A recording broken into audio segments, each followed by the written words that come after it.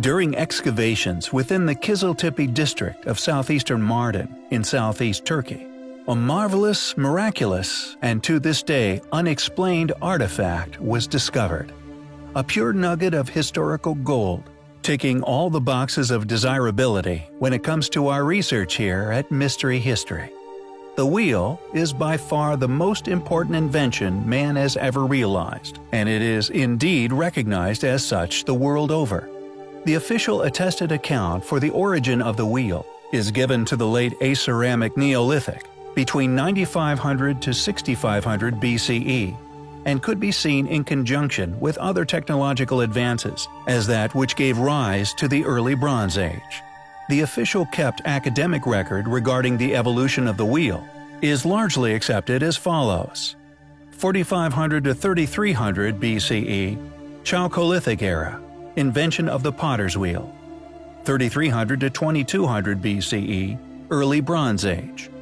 2200 to 1550 BCE, Middle Bronze Age, invention of the spoked wheel and the chariot. When, on occasion, we are confronted with artifacts reluctantly accepted by these same academic fields of study as authentic, demonstrating through their existence that mainstream paradigm is to be vastly incorrect, we feel a mix of frustration and vindication. We also strongly feel that it is imperative we share such finds with one another to further all of our understandings regarding our past, to hopefully break the spell slowly cast over years of incorrect and largely incomplete information. According to the Culture and Tourism Director of Mardin, Davut Belikte, the car is like a copy of cars today. He also pointed out that the shape of this ancient toy resembles that of a tractor. Belikte revealed that strange toy dolls and whistles, also made of stone, were also found at the site. We believe that the whistles and dolls to be well over 5,000 to 6,000 years old, with the whistles still in working condition, he said. Along with these ancient figurines was also a mysterious stone tablet, inscribed with an ancient text. After extensive historical analysis, the writing on the 5-centimeter-long stone was deemed to be that of an ancient title deed. The content of the deed refers to a fruit garden and the fruit trees within, which are to be split between the 3 sons of the owner. Clearly, the behavior of people far more advanced than that of Stone Age people, a premise we are expected to believe is accurate. Belikte has confirmed that comprehensive information on the 2 finds will be provided soon. Is this little ancient toy car perhaps the earliest evidence of the wheel we will ever find? Or is it just the tip of an evidential iceberg of a secret far larger? Every now and again, you stumble across an artifact, an ancient relic so astonishing, with such an enigmatic history and indeed properties. Only the most reliable of sources will suffice in satisfying doubts regarding authenticity, which will inevitably surround such objects. Impossible artifacts are extremely hard for some to digest, especially those with careers built around a paradigm which said objects suggest were constructed upon a lie. Sir David Brewster must have experienced this personally, yet regardless, he still courageously brought the object before the dragons, or more specifically, the American Journal of Science. Quote, "I have to bring before the section an object so incredible, only the strongest evidence could render the statement at all probable. It is an authentic ancient rock crystal lens." End quote. Roughly translated, Sir David had put his neck on the line for the truth, a truth which speaks of ancient advanced technologies. Discovered amongst the ruins of the treasure house at Nineveh, it had lay, undoubtedly for many centuries, possibly even millennia, within the ruins of this once magnificent city. Although many have attempted to discredit the lens as a mere ornament, Sir David Brewster has courageously fought on regardless, arguing against such claims by stating that the convex nature of the lens, along with mysterious ancient gases and liquids which were once encased within the lens, made it a once efficient optical magnifier. It still has the remnants of 12 cavities upon it, which once contained some form of liquid or gas. 10 had been opened through damage over the eons, yet remarkably 2 were seemingly still intact.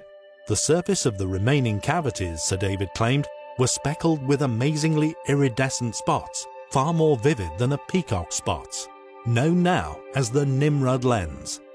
Italian scientist Giovanni Pettinato of Rome proposed in Babylonian astronomy that the lens was used by the ancient Assyrians as part of their telescope, explaining their detailed knowledge of astronomy, in particular Saturn.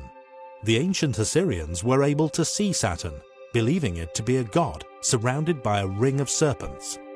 The British Museum's curator proposed that the lens could have been used as a piece of inlay, perhaps for furniture, or for magnification purposes, such as starting fires. Yet no mention of the mysterious gaseous fluids which were said to have once filled the original relic. Unfortunately, we may never know what happened to the authentic liquid-filled original artifact, and although it is claimed that the Nimrod lens is on public display at the British Museum, it is rarely spotted. We find the claims made by Sir David Brewster to have been highly compelling, though unfortunately, they may never be taken further. The chronological dating of our technological development and capabilities within antiquity are often correlated and judged upon the developments within heat management of metal refinery. For example, one of our strongest arguments against the modern-day attested view that ancient Egyptians were the builders of the Sphinx, the pyramids, the tombs, etc., is partly based upon their lack of ability in heating a furnace to a sufficient enough temperature to create the hardened metal tools needed to penetrate and carve such hard stones. The Nanjing Belt is an extremely rare find that has unsurprisingly vanished from public view, preventing any further analysis, although the existence of these artifacts was officially noted in several places and was indeed analyzed by several specialists. What is amazing regarding the Nanjing Belt is its age, but most importantly, what it is made of. In 1952, 2 tombs were found within Yixing City in China.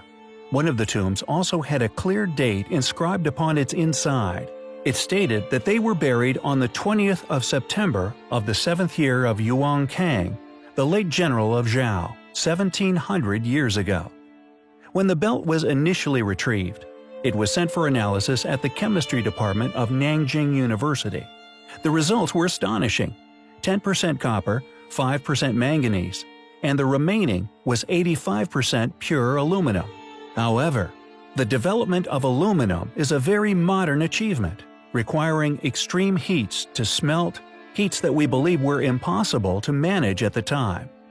Alumina is dissolved in molten cryolite at 1000 degrees C, with a melting point of pure alumina being 2054 degrees Celsius. So, the question persists: how could such an artifact exist? A question once taken up in the West by 3 scholars, Butler, Glidewell, and Pritchard, at St. Andrews University.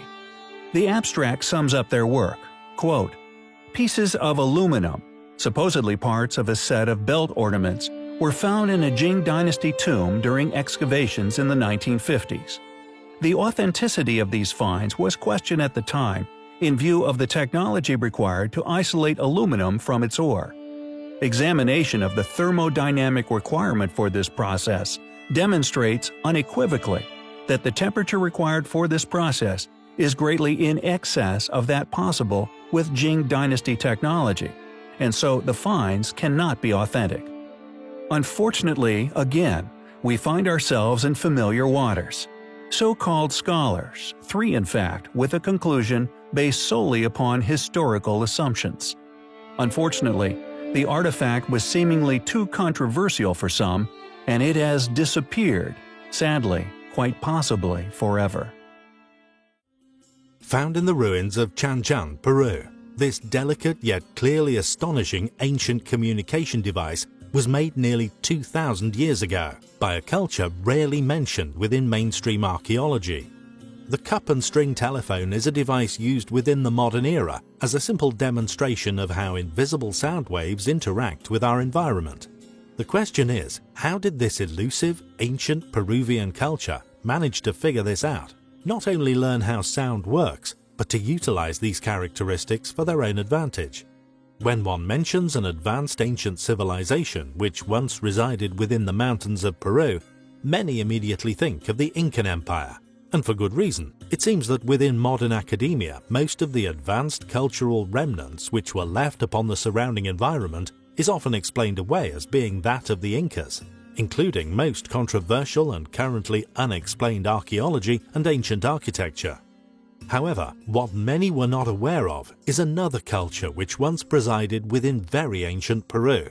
At the same time as the Incan civilization was flourishing, another enigmatic culture was growing and developing its own, along with their own series of marvelous ancient high technologies, architecture, and lost knowledge, which we are still astounded by to this day. The Chimu, known to have worshipped the moon, which they considered more powerful than the sun, which was preferred by the Inca Empire.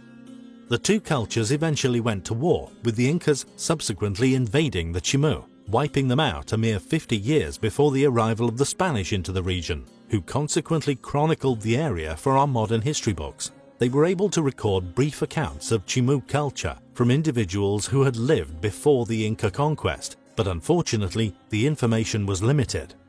This elusive and extremely ancient culture, it seems, had mastered the technology of the telephone, or more accurately, were somehow aware of how sound waves work, using this awareness to create a primitive form of telephonic communication device in the form of a string and cups. Did the Chimu, along with the Incas, come into contact with an advanced ancient race of otherworldly visitors? There are many questions left unanswered throughout our world. But the more we realize regarding the unexplainable, the closer we get to a true understanding of the history upon our Earth. Many inventions found throughout the world have their origins set in the Far East. Many machines that different nations claim as their own can often be found to have primitive traces of development many centuries earlier within China, and our next artifact is no exception. Dating back over 2,000 years, this rare and enigmatic piece of once very high technology can only be seen as a demonstration of their superior ingenuity. It seems the invention of the first seismoscope can be traced back to 132 AD, when a Chinese inventor called Chang Heng perfected a device remarkably accurate at detecting earthquakes, even from afar.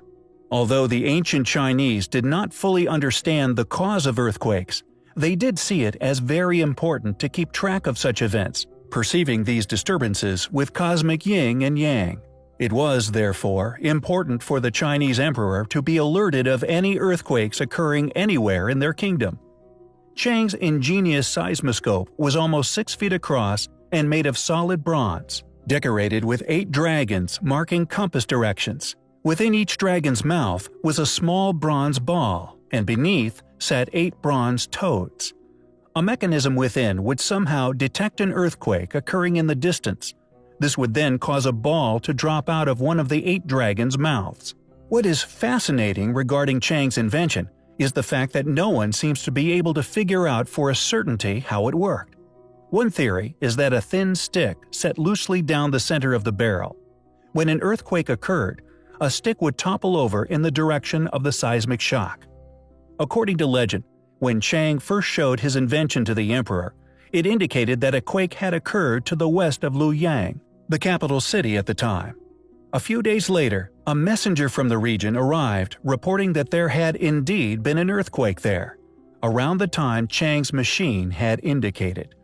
When specialists first realized what the machine was, they struggled to believe that this 2,000-year-old invention could actually work.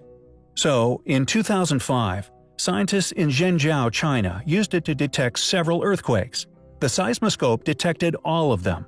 In fact, the data gathered from this 2,000-year-old machine corresponded with that gathered by modern-day seismometers. A marvelous machine left to us by a once ingenious civilization.